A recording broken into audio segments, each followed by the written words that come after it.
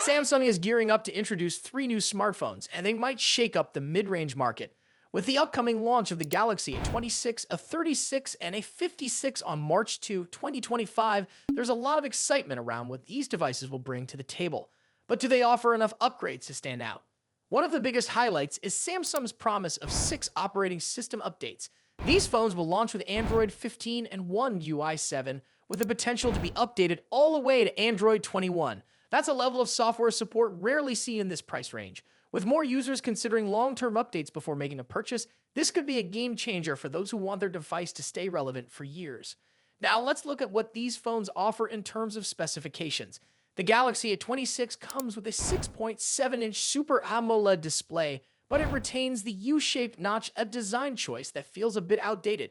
Many users might have preferred a punch-hole camera cutout, which has become standard in newer models.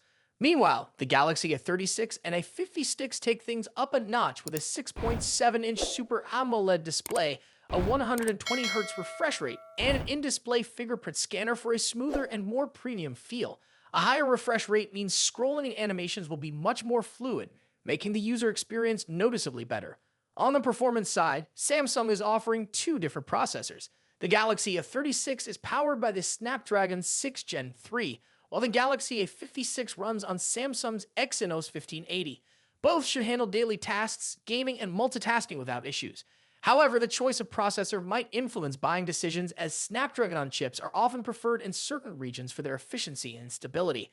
As for memory and storage, all three models come with 6GB or 8GB of RAM, along with 128GB or 256GB of storage. These options give users the flexibility to choose based on their storage needs, whether it's for apps, media, or work files. Battery life is another key area where Samsung has remained consistent. Each of these models is equipped with a 5,000 mAh battery, which should comfortably last a full day with regular use. Additionally, they support 45-watt fast charging, allowing users to quickly power up their phone without long waiting times.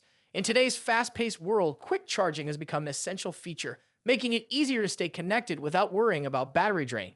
Moving on to the cameras, all three phones are expected to feature a 50-megapixel main sensor with optical image stabilization. This should result in clearer photos and better low-light performance, helping users capture sharp images in different lighting conditions.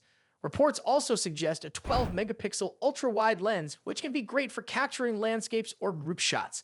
While these specifications seem promising, real-world camera performance will determine whether these phones can truly compete with other mid-range options. Overall, Samsung seems to be delivering a solid package with long software support, high refresh rate displays, and competitive hardware.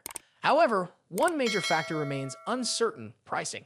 If these phones are priced too high, they struggle to attract buyers in a highly competitive mid-range segment.